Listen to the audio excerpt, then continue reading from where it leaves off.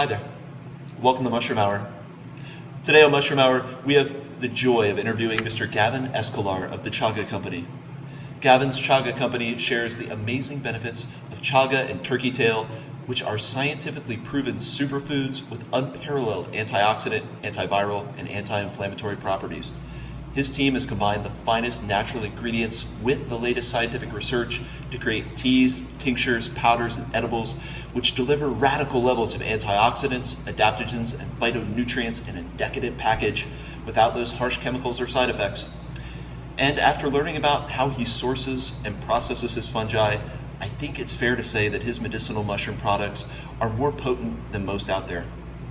I found him personally to have a huge, infectious, positive energy that will have you chanting Chaga, Chaga on command.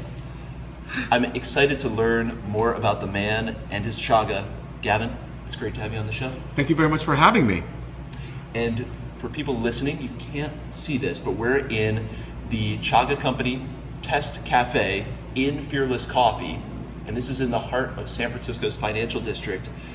And you wouldn't know it if you were here. I feel like I'm in a jungle nestled amongst crystals and plants and all kinds of amazing art, and we're sipping some kind of amazing tea. What kind of tea is this, Gavin? This is only found in my test cafe, so this is essentially my laboratory where I test out new teas and stuff like that. This is my turmeric spice with chaga and turkey tail mushrooms. That sounds like an absolutely blissful blend.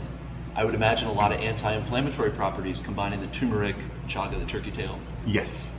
And that's only at the Test Cafe. Yes. So we're going to get into the Test Cafe. We're going to get into the Chaga Company. We're going to learn all about chaga because I'm fascinated by it and don't know enough. But where I want to start is kind of your origin story before this beautiful place was built.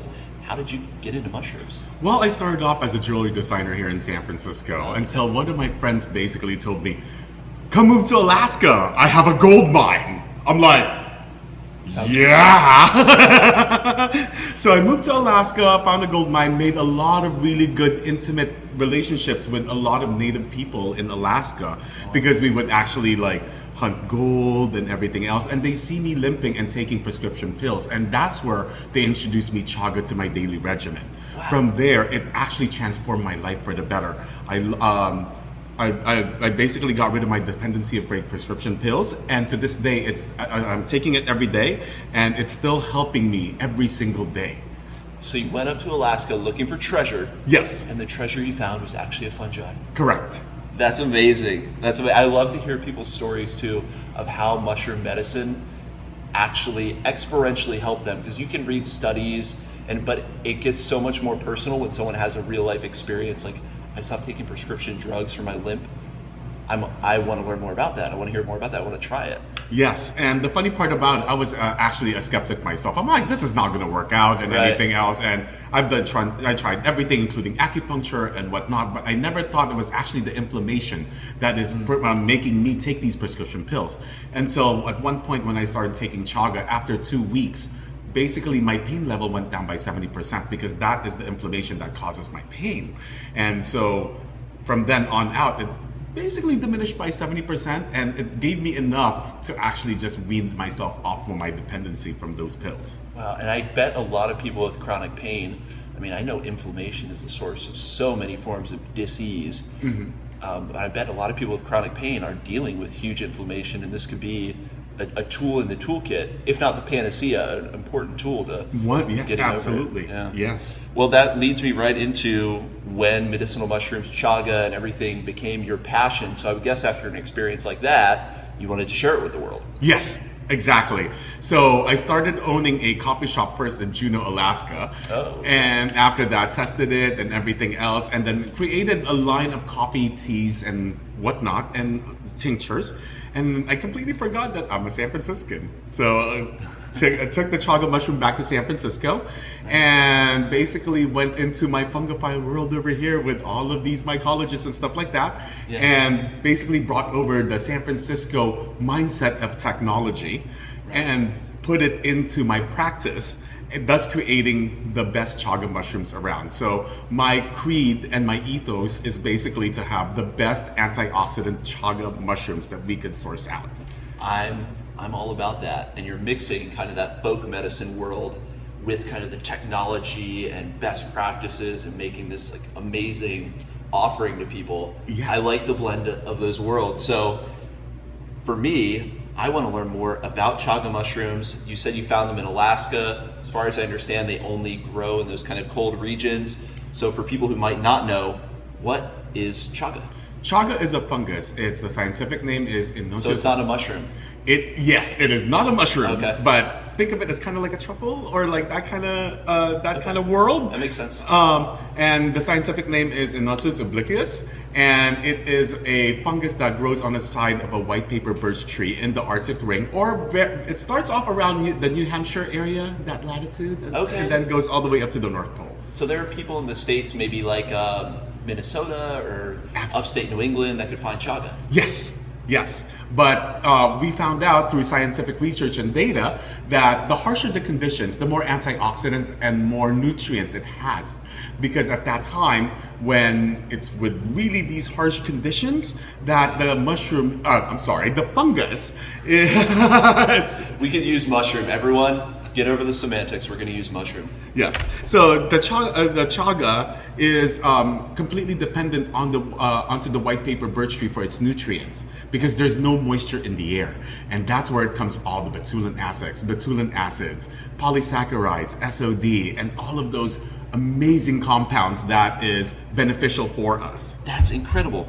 What is the actual fruit body like? Because I think people who have heard of chaga know about this like black, almost woody structure, and you've actually seen it in the wild. Yes. So is the fruit body? I've had people ask me this. Is it like wood inside of there? Is that actually fungal tissue in there? What is that fruit body like? So it's kind of like a fungal tissue that's actually attached to the white paper birch tree, and the fruiting body that comes out, which is like this black matter that looks like conch and like a burnt piece of wood and everything else, but it has like this golden amber color inside, and it's so beautiful and it looks so rich. And the thing is that it's also very flammable too, surprisingly enough, because of the high oxygen content that it has. So a lot of people from ancient times use it as tinder during the winter, and they also use it for broth, and they use it as tea too as well. Okay, so there's kind of an ancient history there with using it not only as medicinal tea, but as a fire starter. Yes, and the first recorded history of it, when they found Ozark the Iceman in Greenland, in his utility belt, he has two types of chaga in there. One he uses for his broth, and the other one he uses for starting fires. That's amazing. All right, so it's good enough for ancient primitive man. It was a key part of the toolkit. It sounds good enough for my everyday toolkit to cope with life. Now, how do you know when you have chaga? And I have an interesting story about this, because I had a man at the Telluride Mushroom Festival 2 or 3 years ago come up to me and said he had wild foraged some chaga that grew on aspen, he said.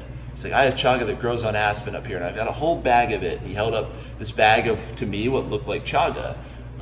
And luckily, while I was there, and of course, I ended up getting it. I was like, yeah, aspen chaga, that sounds great. But I ended up talking to some more experienced mycologists there. Mm-hmm. We're like, no, that's literally a tumor that grows on aspen. Chaga doesn't grow on aspen trees. So how do you know when you actually have chaga and not just a black lump of tumor wood? No, the funny part about it is, like, first of all, let's make sure that chaga grows on some trees too, but the only thing that's edible for us, or what we use, are the one that comes from white paper birch. So all the other trees, let's put it aside. Let's leave the aspens and all of that to the morels, and then let's keep with the white paper birch tree. And then the awesome part about it is that for me, I source chaga out with a lot of Native Americans and indigenous people and Native people in Alaska. So they've been using it for hundreds and hundreds of years. Yeah. And all of their knowledge is multi-generational, which is great, because it's passed down based upon their culture and their heritage, how to use this mushroom, and respect the forest too as well. Well, that's an important point. So when you're talking about any kind of wild forage mushrooms, and I'm not sure, is chaga something you can cultivate commercially, or is it only wild forage? So yes, chaga you can actually now grow you could culture chaga per se, but it doesn't necessarily have all the necessary antioxidants and all of those nutrients that you want. All the good stuff you need. Yes. Okay. So it looks like chaga, but it doesn't contain the same thing. Moreover, it's also geographic dependent too as well. So if the harsher the climate, yet again, the better the chaga. The colder the climate. Got it. Okay, so that's a big thing, because if you're gonna, put aside the lab-grown chaga that has none of the good stuff, but if we're gonna start putting chaga in everything, because there's been this explosion of people getting into chaga, using chaga, I think responsible sourcing has to play a huge role in that, and sustainability. I don't know if you know chaga's life cycle or how distributed it is, especially in these harsher regions where it's more potent. Can we afford to keep harvesting? What's the responsible way of doing this? It's yes and no. If we treat the forest and the chaga itself with respect, with consideration, and with love, we could actually harvest it from nature for an infinite number of years. Right. But, like for example, we actually stopped getting our chaga from Nepal and Bhutan in the Himalayas because they're somewhat over-harvesting it. So we actually cancel all of our supplies over there for the next 5 years to give the Himalayan forest a chance to grow chaga again. That's great. So now you're working with tribes who have a little more, maybe more supply, but also more sustainable practices, and you're not going to overrun. That's something that's really important, I think, when you're talking about the explosion of medicinal mushrooms into the marketplace.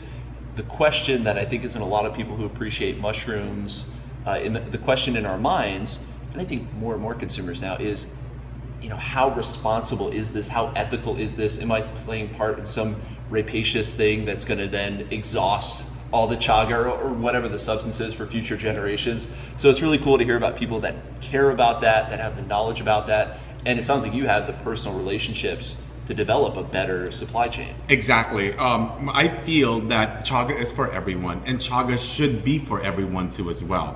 And moreover, I really feel that if we actually harvest and be mindful of what we take and what we use, and really focus on that, we should have enough medicinal mushrooms to spread around and heal the world. I love that. Gavin's going to heal the world with chaga. He's going to do it the right way. Yes. That's great. So I had it in my notes here. I had heard some tales from Russia and Siberia where since the 1600s they had been using chaga as a medicinal tea, which it sounds like the natives up in Alaska were as well. Mm-hmm. And it's interesting because I haven't seen chaga in kind of Euro-Western culture except in the last 10 years, if that. Mm-hmm. And I had it also in my notes that Nobel Prize winner Alexander Solzhenitsyn first released any information on chaga, as far as I know, in Western European literature, talking about the white birch cancer.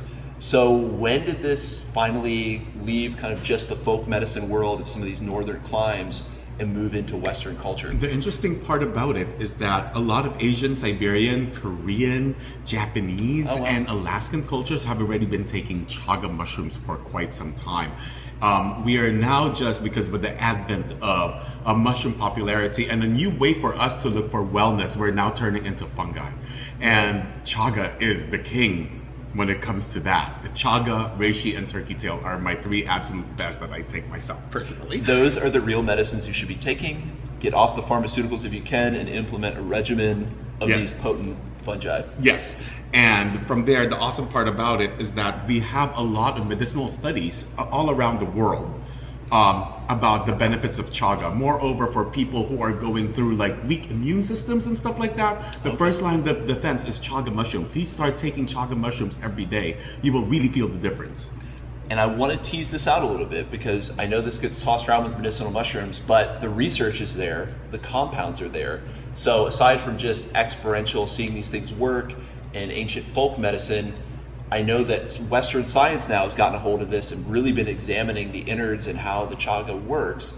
And in general with medicinal mushrooms, I see a lot about polysaccharide K compounds. Mm-hmm. I know those are a superstar. beta-glucans, there are other polysaccharides. So what is inside chaga mushrooms that have those amazing effects? There we have betulinic acids that comes out from the white paper birch tree. Okay. Another thing that's really good is melanin too. So that's right, and I know that, so that's why the chaga is so black. It's such a concentration of melanin. Correct. And the thing is that those are essentially, I think of it as sunblock in a cellular level. So you are protecting little force fields in your little cells, and at the same time, the nutrients from chaga mushrooms are so minute, it actually penetrates the mitochondria and actually nourishes your DNA. So it's a DNA modulator, and what it does is it resequences your DNA. So the next set of cells that you make after like a couple of months of taking a chaga chaga regimen is the best set of cells that you could generate. Wow, so it's actually getting into the molecular level of your body, helping your mitochondria make better cells, and your cells replicate in your body. So eventually, after a couple of years, you basically remade a new chaga version of yourself. Exactly. If you take chaga. Yes. That's amazing. This sounds totally science fiction. That's amazing. This has been started to come out kind of in the scientific research. Moreover, what you could also look is go to PubMed and then just type in the scientific name of chaga and chaga mushrooms themselves, and more Western studies are coming out on the benefits of chaga mushrooms. That's great. That's great. And as we've already discussed, if you're sourcing them from the right areas, and if you're processing them the right ways, you keep all those amazing compounds intact. Yes. And so that's where I want to kind of get into the Chaga company, because I know that with all your knowledge of the actual science behind it, you're able to then use that to build a better product that's giving people that benefit and letting them create their new Chaga cells. So when did all this knowledge and information, it sounds like it transferred from when you were in that coffee and tea company in Alaska, you just brought it back to San Francisco and set up shop. Now, were you using chaga up there as well? I guess it's so abundant. Yes. And then you brought it back to San Francisco and said, I need to help people. They don't know about this. Exactly. So the thing is that in Alaska, we were in the wilderness. It's really lovely. It's really great and everything else.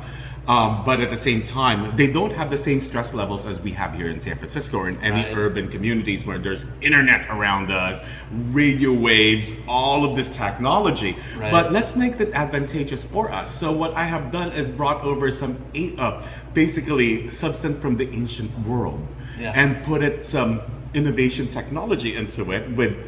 So I consulted with many mycologists on how to break down the chitin wall, any other avenues in order for us to complete the full spectrum of antioxidants one can take, the maximum dosage, or should I say, the best yet most effective dosage that you can take daily. And what I have done is I also mixed it, because the thing is that there's a lot of barriers to entry if somebody starts taking a mushroom or a fungus regimen for that matter. Okay. So what I have done is I made it into delicious teas, chocolates, cold brew, tinctures, powders, and many other things that are coming out. So that's why we opened up this test cafe for me to function as a lab and have everybody experience the new things that I could come out with. If you're going to inoculate humans with medicinal mushrooms, you need to have that good delivery vehicle to get them to take it. Because it's true, when you've tried medicinal mushrooms just kind of at their base level, it doesn't always taste great. So making it really approachable for consumers, like keeping that integrity of the actual medicinal mushroom,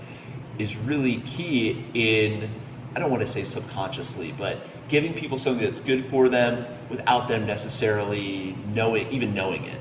So that's the best. I mean, that's a really good way to make people healthier on kind of a huge scale. For me, it's just like, I want you to nourish your soul and your experience, and at the same time nourish your body too as well.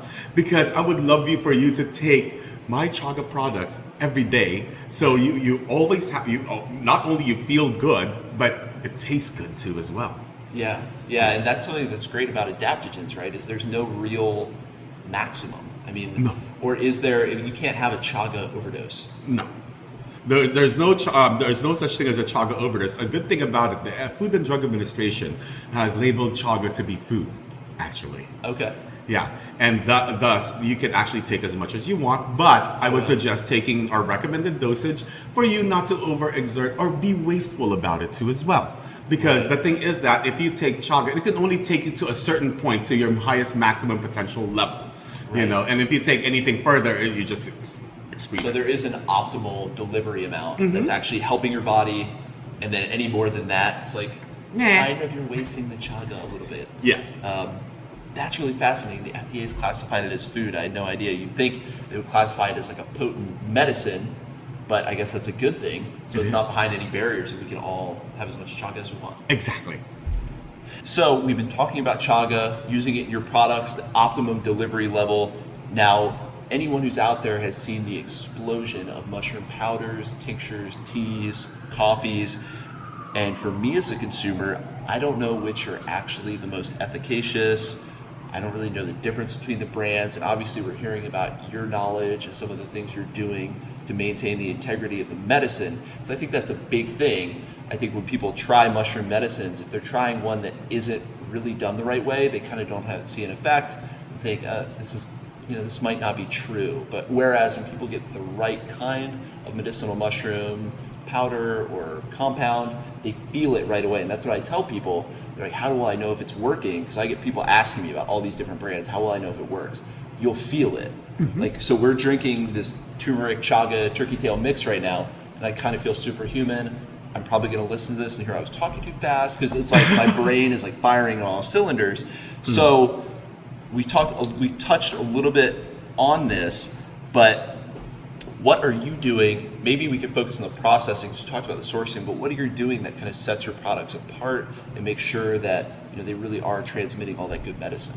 The awesome part about living in the Bay Area is that I have a resource of amazing mycologists over here with the latest scientific research and equipment. So I have used that as a benchmark on what I could do, not only to make sure that we're not wasteful on chaga, but at the same time make it as effective as possible with the least amount of chaga that we use. So what we have found out is that we have done a proprietary process of actually cracking down the chitin wall in its natural state.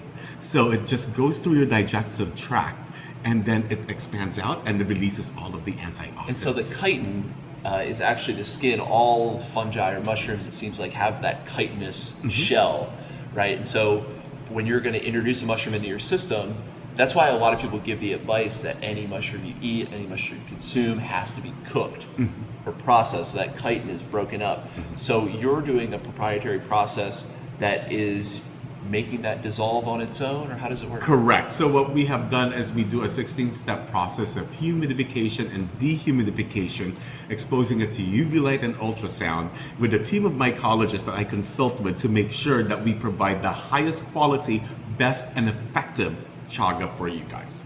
Wow, so this is really crafted by good science. And we're the only ones who actually post our scientific research onto our website too, and our the levels of antioxidants that our chaga has. Now that's really cool, because I've been seeing some other companies do that. Most recently, there's a company that put out a study where they were showing the amount of starch and fillers that are in some mushroom products. Now with yours, does it come out when you kind of get these vials of the finished extract? Does it come out as like this pure black, like all chaga substance, or what does it look like when you're doing the extracts? The awesome part about it is that I do respect the natural state of chaga, so it's still in its natural state, but it's just bioavailable for you. So your digestive enzymes are just now enough to crack the chitin wall open. So then when you're making tinctures and teas, are you just taking a big actual fruiting body and grinding it up? Applying this process and then grinding it up once the cell walls have been kind of all loosened up and ready to release, then you're just grinding up the actual chaga? Exactly. So what we do is, first of all, we harvest it in the dead of winter in Alaska, and then after that, the first process is done in Alaska, and then and then it's shipped here to San Francisco, where we do the rest of the processings. Wow. So it's still in its natural state. So that's our base product, which is the 30-day supply chaga test tubes that I have, and then after that we do the extracted format of that, and that where the tinctures comes on, and then we have different grades of chaga that we use for teas and for chocolate and for cold brew and other things too as well. And I think it's really interesting to hear about this perspective, thinking about like a small business person, because I know a lot of people who are trying to start mushroom related businesses, medicinal mushroom businesses, where people ask me, how can I get started?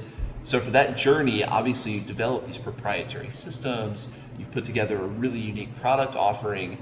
I want to do a little rough pivot, but a pivot if I can, into kind of how that process was for you as a small business person coming to San Francisco, the land of kind of the VC. How did you get going and get the infrastructure to do this set up? So what I have done first is that I want to make the funny part about it, when I just came back from Alaska, I had nothing. I only had the chaga mushroom and everything else. Chaga on his back. The chaga, yeah, pretty much. And, between that, I approached a lot of mycologists, and they got me into the San Francisco Fungus Fair. Okay. And from then on, I developed my network and stuff and built a lot of awesome relationships with many mycologists and fun guys, should I say. You are definitely that, Gavin. You are the definition of the fun guy. No, that joke will never get old. He is a fun guy. And then after that, it's just like the awesome part about it, we all share the same love for chaga. And it's basically the community that built up my business. Wow. So it really has kind of been a community built. You came, had a great idea, had the knowledge and the experience working with it directly, and you basically got started, and the support that you needed came to you exactly when you were willing to put yourself out there. I always think that's a really interesting part about small business owners, is it takes that first step to have the passion and then just get out there, and it's not going to be your perfect iteration. I'm sure that first chaga was not as dialed in as you have it now. Yes. But you put yourself out there, and then suddenly you're able to make those connections you need to be constantly improving. And as long as you have that determination and the willingness to accept the help from other people, you're able to build that small business into something more. Correct. And I think some people get put off by that. I mean, I myself had those dreams of starting a small business, and you realize after a while, this podcast is one of those things that you just have to start doing it, and that support comes to you. And do it every day. Yeah, just doing it every day. And be passionate about it. And that's why I live, breathe, and think chaga, because it helped me out. And I see, when I opened up my first farmer's market in Napa Valley, and to this day, I now have 6 farmer's markets all over the Bay Area. The amount of people that would come up to my brand ambassadors or to myself, and how we changed their lives for the better. That is something that I cannot get over. Yeah. It gives me such joy to help out somebody who has not have any other avenues, and then when you provide them with this as a way for them to improve their lives for the better, it's mind-blowing, and it's so heartwarming too as well. That's the dream, is you're able to actually affect people's lives. Yes. And that was something I was going to ask, is you had particular stories of people who tried your chaga and had a similar experience to yourself, where this got me onto natural medicine or a different way of treating the things that affect me, and it's more efficacious. There aren't the side effects, and it sounds like that's what's happening. Yes, and moreover, it's just like people are always looking for a new way, but this is an innovative way from the ancient world. We've been using it for a millennia. Right. And it's just now coming back into it, and we just have to respect it and be open about it, because our ancestors has been using this for thousands of years. I love that concept of the ancient future. I think there's so many things from ancient times, knowledge and things that we have maybe passed over as we've developed all our culture, our civilization, when we can go back and pluck those things and kind of take those and bring them into the modern world, take the best that the modern world can give them to enhance them. I think that really is the way forward in a lot of ways. And I think we're seeing that in many different fields, and medicinal fungi is definitely a huge, and it's kind of a cross-cultural thing too. I found that Eastern cultures in general, in Asia, are far more aware of the medical potency of medicinal fungi.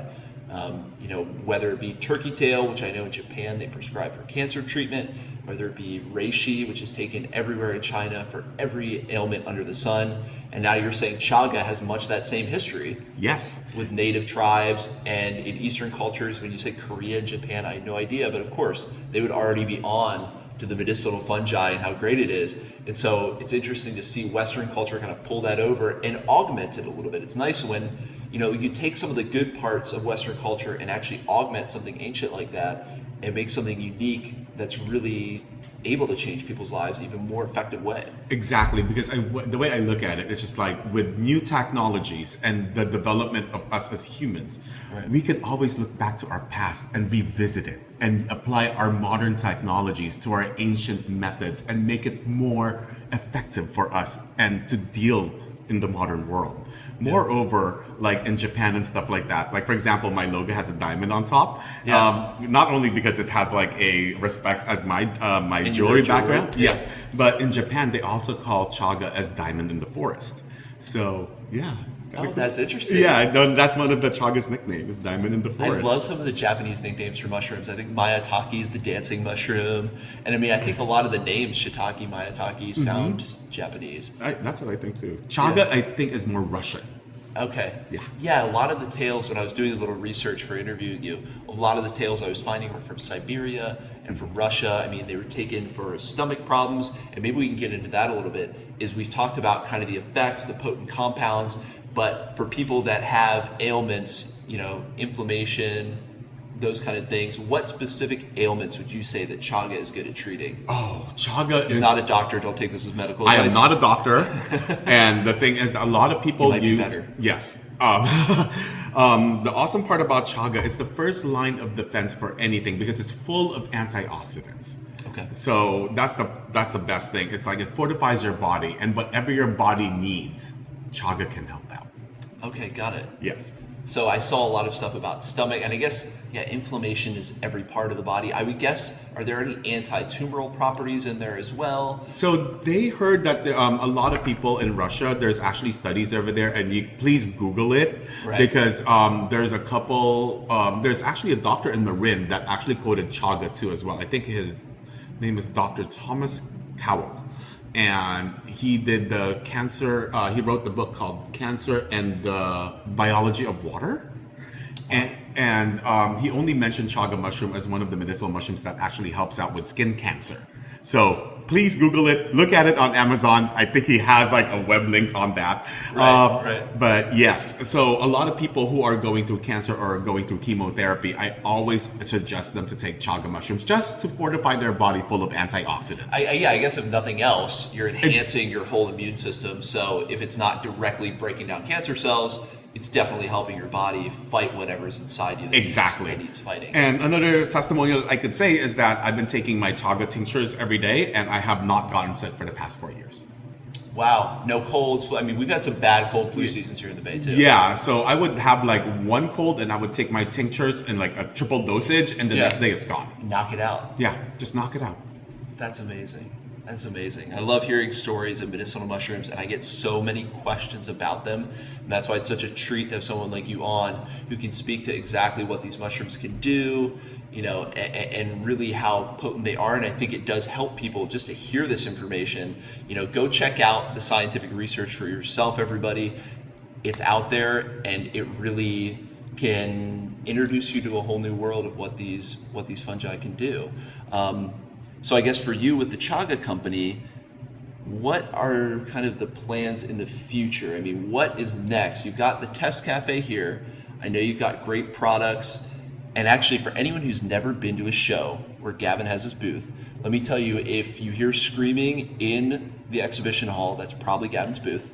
And it's probably people chanting Chaga. And there's just like this electric energy around the booth. There's crystals everywhere, kind of juicing everyone up. So just to put it out there, you'll know if Gavin's at an event.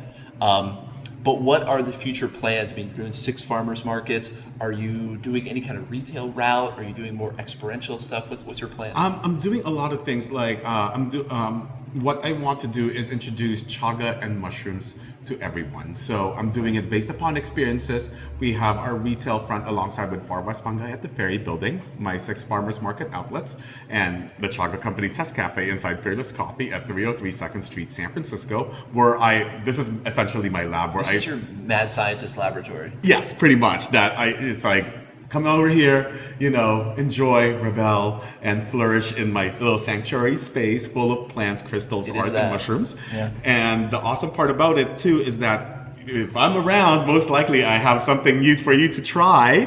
And the thing is that as long as I could still provide value and health and moreover, good chaga for everyone. That's my goal, is to have an industry standard on how chaga should be taken with respect and love, and respect for the culture, respect for the fungus, respect for the forest, and at the same time consideration for everyone too as well. Because I don't want my chaga to be a barrier.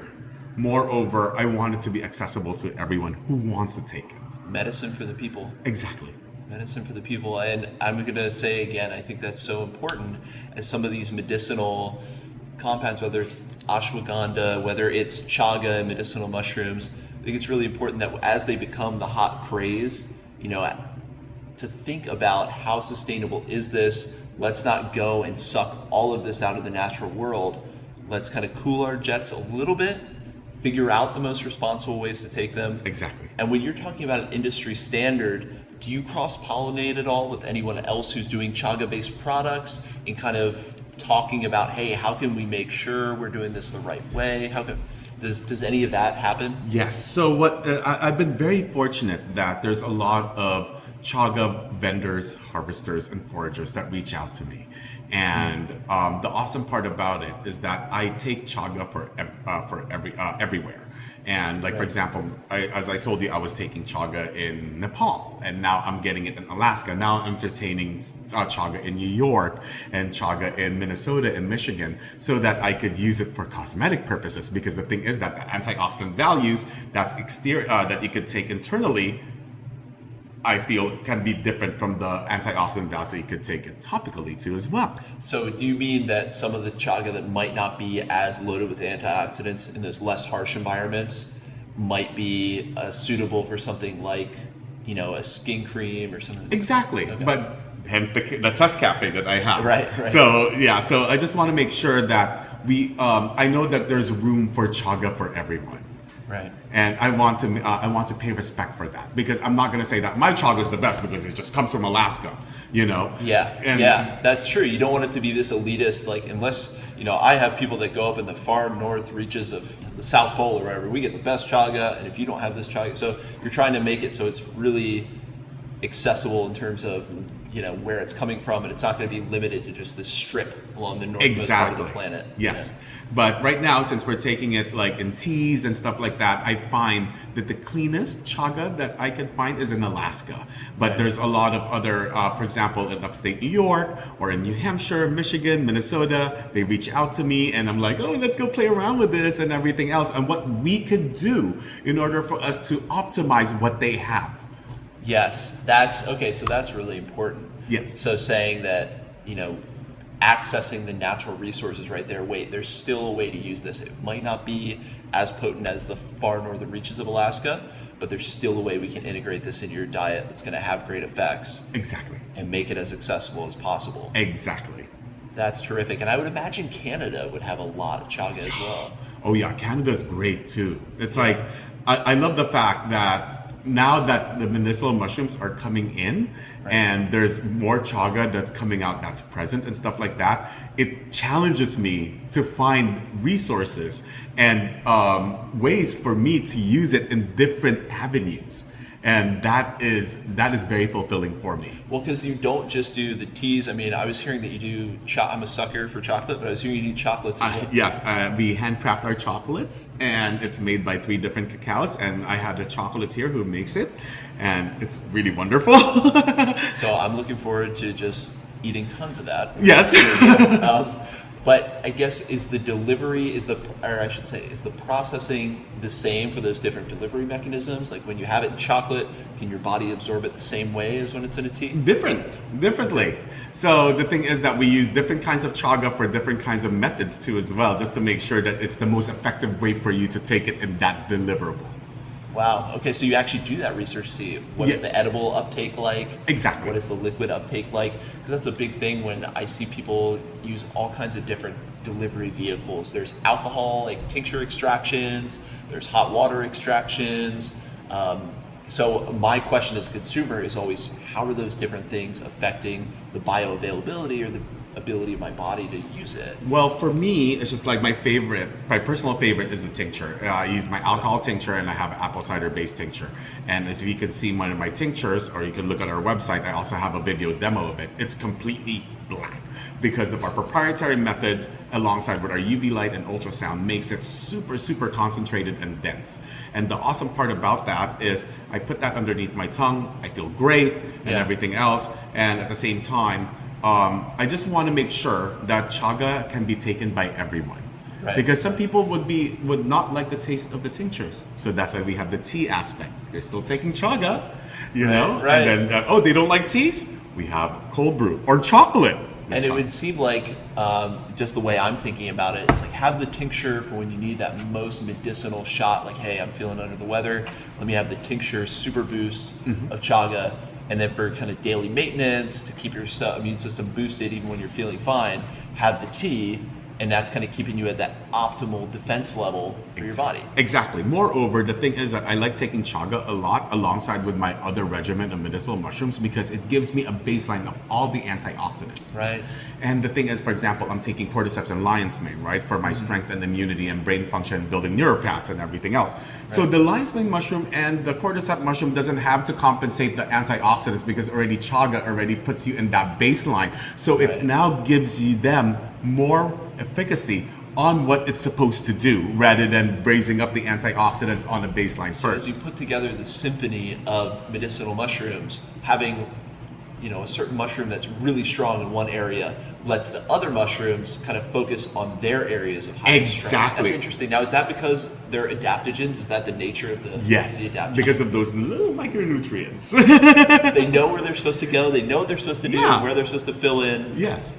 And that was actually one of my questions, is if you plan on moving into things besides chaga, because there are so many great medicinal mushrooms out there, or did you decide, hey, this is the mushroom I love, this is what I'm focused on? I'm focused on chaga mushroom. That is my greatest thing.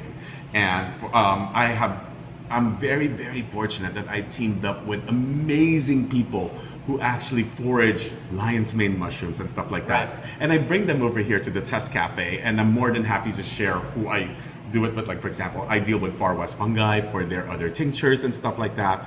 The turkey tail is unparalleled. Their lion's mane is amazing, And the thing is, let me concentrate on just one thing, chaga mushrooms. I want that focus on just one particular fungus. I've had someone else, another person I interviewed, talk about that in terms of starting your own business related to mushrooms, even if you want to get into DIY mycology, whatever it is. I asked him, is there a book, is there a tool, is there a resource that can help people? He's like, a focus. He's like, my biggest thing, I could tell you all the books, he's like, but find the thing that really strikes a chord with you and follow that thread, because there are so many interesting, follow that mycelial thread, if you will. There's such an interesting universe of mushrooms, everything related to it, even medicinal mushrooms is this giant world to explore. He's like, but if you find that thing that really calls out to you, or whatever synchronicity puts you in a position to explore more about it, he's like, follow that thread really closely, because that's where you'll really start to get to the heart and really start to make something special.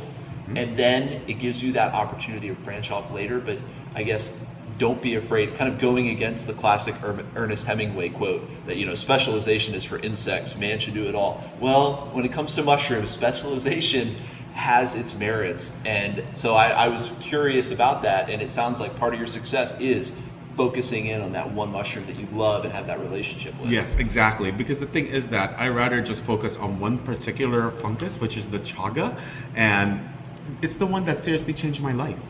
Yeah. I mean, it's hard to go elsewhere when it's like, this thing potentially saved my life from a life of pharma addiction. Exactly. It's just like, I completely changed who I am because of chaga. And I'm very thankful for it. And basically, I owe it to chaga that I could give it back to the community. And I owe it to the world. That I could give this to the world too as well. And I think that's a really cool ethos to have, where you're coming from the perspective of, here's something that really helped me, and my goal is to share it with people. Even when we came in your beautiful test kitchen, you weren't really into the sales side of it. You're like, I want people to come here and feel like their spirit is getting nourished, because they're in this giant place full of skyscrapers. There isn't really a lot of nature around. I want to let people feel refreshed and give them, solace in this crazy city of San Francisco. And it was really hit me that like you're into it more for nurturing people. Like I think even with your products and the experiences you share, it's more about nurturing people than making money. Like, yeah, I can go cut up this chaga, bring it down to San Francisco, sell it like hotcakes. No, that's not the vibe I get at all.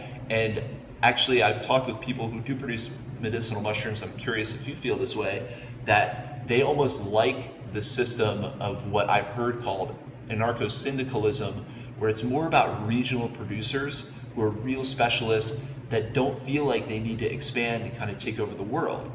It's like I sell chaga in my area. I know how to get enough from my suppliers where I'm not endangering my supply chain, and I can make a certain amount. And if there's someone else in another part of the world or another part of the country that wants to do chaga and they have their own suppliers, then that's great. And we can knowledge share. And I think that buildup of different producers who are using these great compounds, spreading into their communities, I think if you have a network, a connected network of them sharing between each other, that's better than having one person who tries to take over. I'm going to sell there too, and that seems to be kind of your ethos, or is it? Or are you trying to take over the world? For me, I just want chaga to be available for everyone. Right. So everyone, every person in the planet who wants chaga should have it. Right. And I just want to make sure that it's the best chaga that they could get at the most reasonable price, and at the same time, that's something that really changes their constitution for the better, whether it be mind, body, or soul. Right. That's it. And for me, it is my duty as an entrepreneur and as a guardian for this particular fungus to provide them with the best. And whether it be, I'm not going to limit myself on saying that I can only do it in one particular region and stuff like that. Okay, yeah. But for me, it's just like, if you need it and if I could give it to you, I will more than happy to give it to you. So the ethos is more about being the guardian of the chaga, yes, delivering the best medicine that you can. Yes. And I think that's so important in any business. I like to support people who feel like they're on that kind of mission. Yes. Moreover, I just want to make sure that we're also guardians of the chaga that can actually keep it sustainable. Right. Because I'm looking at it at a multi-generational business and an enterprise too as well. Just to make sure that, for example, this knowledge has been given to me by the Inuit tribes and the First Nation people of Alaska, you have a responsibility for many generations. I'm not gonna pawn it off just for capitalist gains. Right. I'd rather make sure that I preserve it too alongside with them and respect them, because they're the ones who made my life better alongside as this as a deliverable. Right. Yeah. Right. So you owe it to them, you owe it to the chaga. I owe it to the world. You owe it to the world to share this medicine in a responsible way. Yes. So I guess my question, because my whole channel, my whole ethos as Mushroom Hour is to make foraging as approachable as possible. To bring everyone out into nature. I think foraging is a great way to do that, because I think nowadays we all struggle, or some people struggle, to just go take a walk in nature for several hours. It's like, oh, I've got a million things to do. But when you give them that kind of incentive to say, well, you'll go out and find something amazing, it gets people out there and gives them that refreshing experience. So do you forage at all? Do you ever get in the woods? Did you actually go hunt chaga when you were up there? I did, at negative Nice. 65 degrees, and that's the first time that I felt my eyeballs freeze in front of me. Seriously, after 3 minutes, ice just coming. I can't move my eyeballs anymore after icicles coming out of your beard and your and I've done it once, and then I leave it to my friends over there afterwards. But I go up in Marin and forage. I go to Golden Gate Park and forage with my friends. And the thing is that's why I built this test cafe, because we're surrounded by ancient things, plants, crystals, art, all of that stuff. And a lot of people don't have that at their disposals anymore. They're stuck in a concrete jungle. Right. That's so important. That's my mission, is to get people out of that concrete jungle, out into nature. So you've made a way station where it's like, hey, you're at work, you're forced to be here, but you can come in and get a refresher and let the plants like kind of juice you up, the crystals juice you up and like refresh your body Exactly. out of this crazy concrete jungle. And the awesome part about it, in the test cafe, we're going to be having grow kits too as well, so they could grow their own mushrooms, and then they, so people could be, oh, so that's how a shiitake actually grows on the side. Right. Yeah, and that leads them to be more curious of actually foraging themselves. And I think that's such a big thing, getting people an appreciation of nature like that, giving them the experiential hands-on to encourage them to get out and explore more. I think ultimately that leads the chain to being more responsible stewards of our planet for everybody. People who have that natural connection and see, you know, just being around living things, being around growing things, going foraging, that instantly shifts your mindset to where you start thinking more about the natural world and what you're doing to it. And we all know all the issues we're facing right now. So anything we can do to push people toward that appreciation is having a huge effect, I think. Yes, and for me, this test cafe is essentially, this is how you feel when you're in nature. Right. This is how you feel when you respect nature and at the same time experience these amazing natural things that we have. Not only they taste delicious, but it nourishes you, mind, body, and soul. Yeah. And you want to have that experience next thing in your office. And I want them to get that initiative to go outside, look, explore, because you know what? You're gonna find yourself even more when you're outside in nature foraging. You're gonna find your own treasures out there. Gavin started looking for gold I and remember. eventually found better treasure out in nature. Yes. Right? So everything we've heard about, you know, almost your potent spiritual message about getting people out into nature, getting people interested in mushrooms, I really think we were talking about Chaga changed you. I really think it has embodied you with kind of this energy that radiates out to people, that gets people interested. I know that's how I met you. Yeah. Was I saw you at a show, and for people that don't know Gavin, he's got amazing set of specs, like these amazing glasses that are almost architectural in nature, that are absolutely fire. And then he's got this amazing handlebar mustache. He's rocking a onesie. I tried to give you a t-shirt and you were like, no, I only wear onesies. Yes. So I don't know if that's an after effect of the Chaga, but I think this whole journey you've been on and this intimate relationship you've gotten with Chaga, and as you've kind of grown this thing from a seed all the way out, really has changed you as a person and has made you kind of a node for people to tap into the mushroom subculture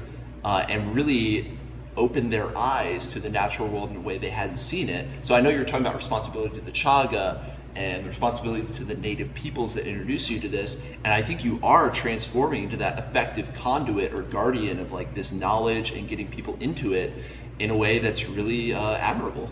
The awesome part about it is just like, I was not into mushrooms until I started taking Chaga, and a lot of people are kind of standoffish about mushrooms and fungus in They particular. love them or hate them. They love them or they hate them, but give us fun guys a chance, you know? And the awesome part about it, there's a lot of things that you can learn from fungus. It's such an amazing thing for you to change your constitution, for you to actually better yourself, Right. whether it be mind, body, and soul. And it's a gift from nature. I think it really has changed you. I mean, I think it has turned you into this really effective messenger Yes, it out has. into the world. And I think a lot of people get described that way. A lot of big mycologists, and everyone knows, or if you don't know, Paul Stamets gets told that he's kind of the herald or the messenger of the mushrooms. And I think when people really go in and do that deep work with fungi and really get into it in their own personal journey, they come out the other side totally different. Totally different, and at the same time with more friends. With more friends. Yeah. Mushroom people do tend to stick together. Yes. I always say it's an instant calling card. If you have anything mushroom, then right away someone who is a mushroom person will be like, I love mushrooms too. And then you start having this 20-minute conversation in Trader Joe's, and people are kind of like, this is weird. But then they are now subject to this mushroom talk and getting inoculated too. Yes, and the awesome part about it, most of my dearest and greatest friends are from the mushroom world. Yeah. And they're always there. They're always willing to help out. And at the same time, they always love sharing. I Yes. love that. Because the thing is that in order for us to grow as people, we all have to share. We're embodying that trait of the mushroom where we're making those underground mycelium connections, communicating with each other, boosting each other up. We're biomimicking the mycelium. Not only by mimicking the mycelium, but it's an authentic way for us to actually communicate with each other. Yes, in an era where authentic communication is at a premium. Yes. It's like rather than looking online and talking and stuff like that, go out foraging with other people. Yeah. The experience is completely different. I'm a huge believer in that. I know there's a lot of merit to online communities. I know people get really inspired. A lot of people obviously come upon my little videos and work through the internet, but my number one recommendation to people is get out in your community and connect with people in person. The energy is palpable. And I know for you, holding down this space in San Francisco, because you're from San Francisco. Yeah. I was born in the Philippines, but I grew up over here in San Francisco. I didn't know that. You were born in the Philippines. Yeah. I'm sure there's a whole podcast of that. That's another lie. That's another podcast where I talk to. Yes. Well, we're going to have to do several more clearly, but I think that's, such an important thing is the community building that mushrooms allow for in some way. Now, obviously you can build communities around anything, but it just seems like mushrooms and fungi have this ability to gather people together and build things. Correct. And moreover, it's a natural way. It comes from our ancestors, our ancient ways before. And we're just using the new technology to actually communicate with each other using ancient technology too as well. And that's another thing I believe is there's kind of this underlying appreciation of nature that really is the thing that probably connects us all. Yes. Like we look to religion, we look to different things to satisfy that kind of that spiritual need. And it seems like once people get that appreciation for nature, they kind of tap in with that and feel like, oh, wow, this is actually fulfilling. And it is that ancient connection all the way back to that connects not only humans today, but humans all the way back with our lineages, is that fundamental appreciation of nature and that awe of nature. I think that's such an important thing to be able to tap into. Yeah. Moreover, I really feel like, for example, if you are a typical person in San Francisco or an engineer or a tech worker that works 50 hours a week on your computer, try going out in nature and forage for like around 4 hours, even an hour. Right. You come out a completely different person. It's true. It's true. That kind of societal or that cultural overlay kind of melts away. Mm-hmm. And you get to be that wild human again. You get to connect with those, ancient ancestors. Yes. And feel what it's like to just be a human out in nature. Yes. And it gives you perspective, frees up, probably makes different neural connections in your brain, and it does give you that refreshment, that boost of just wiping off the dust of a little too much culture. Mm-hmm. And that's why I built this test cafe for that specific reason alone, to have an incubator for you to come in, de-stress, flourish, and at the same time be in touch with nature just for a single minute before you go back into your workstation. Yeah, I think that's a really powerful tool for people. I love the idea that you're going to bring in mushroom grow kits. I'm seeing a lot of really interesting mushroom posters all around the space. So it's not just kind of riding on the coattails of mushrooms. It's really like an appreciation of mushrooms, getting people educated, not just saying, hey, we have mushrooms, it's hot and trendy, which unfortunately a lot of people can fall into out in San Francisco, is kind of grabbing onto something like that. Mm-hmm. But I think there's a real fundamental appreciation for the fungi that's authentic here that I love. Yes, it's all about love and respect, I think, and sustainability. And respect for the environment, the ancients, and at the same time the culture that I draw this inspiration from too as well. That's terrific. I think that's the right ethos to have. And actually, before I let you go, is there any, just because you said you're from the Philippines, is there any mushroom culture in the Philippines? People? Yes, the thing is that mushrooms in the Philippines, because we are so close to China, and China has been using a lot of mushrooms for a long period of time. Yep. So I was familiar with mushrooms, but I was not as heavy mushroom or fungus eater or an intake rather than now. But it gave me a baseline for me to accept. And that's what another thing that I'm trying to do is to make sure that I want fungus and chaga in particular to be approachable for everyone. Right. Because usually what I go and give out taste testings and stuff like that, a lot of people who are not familiar with mushrooms, I should record all their faces, you know? That would be a great montage. What's the reaction when you tell them this is mushroom? And they're like, ooh. Yeah. You'll get some, mushroom. Yeah. You don't say. And then they're like, it doesn't taste like mushroom. I'm like, And that's the secret. And that's a secret. And that's how you get people to unknowingly enjoy the benefits of medicinal mushrooms and convert them. And the awesome part about it is just like, it's so great for me to give something that benefited me. Right. And to give somebody a way for them to benefit themselves. Now, are there any resources, anything that people can get that will teach them more about the medicinal values of chaga? Your website actually has a great page talking about chaga, chemicals, research, or is it just as simple as kind of WebMD, do some searches? The thing is that try going to my website, www.thechagaco.com.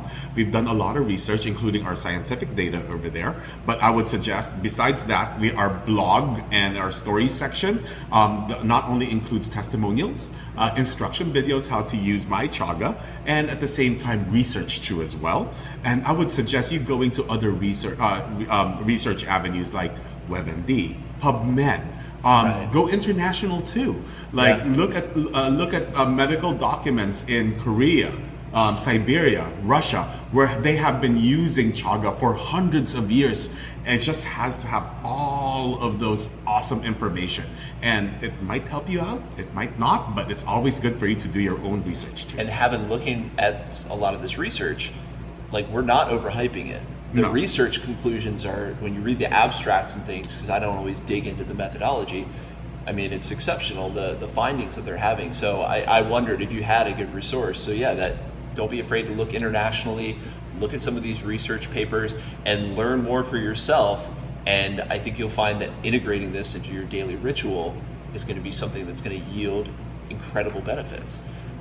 So you've kind of told the website. I want to make sure as we wrap up, where can people find you? Where can people find more about you? Where can people request you to do experiential experiences, or how can people get in touch? So you could always email me at gavin@thechagaco.com. You could go to my website, which is www.thechagaco.com. I'm in the San Francisco Ferry Building every Tuesday under Far West Fungi. I'm doing a lot of demos over there.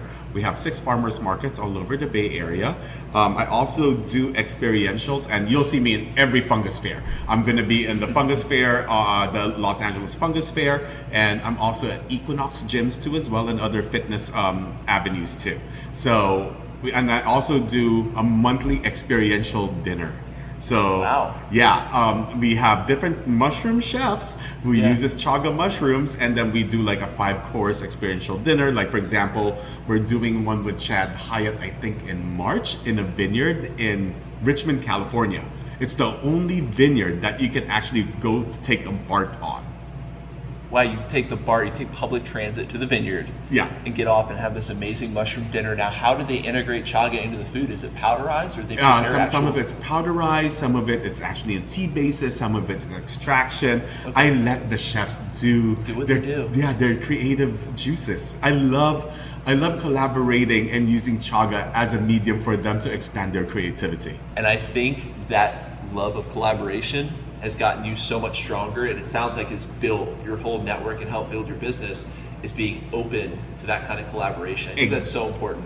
Exactly. I really feel like all my successes in my business is built upon the community, respect, culture, and love that we all have for this chaga. That's amazing. Well, Gavin, this has been just over an hour, so I'll wrap it up, but I'm looking forward to drinking some more of this tea, eating some of these chocolates, and I just really appreciate your time and your energy on the show. You've been an absolute pleasure. Thank you so much. I really appreciate you interviewing me.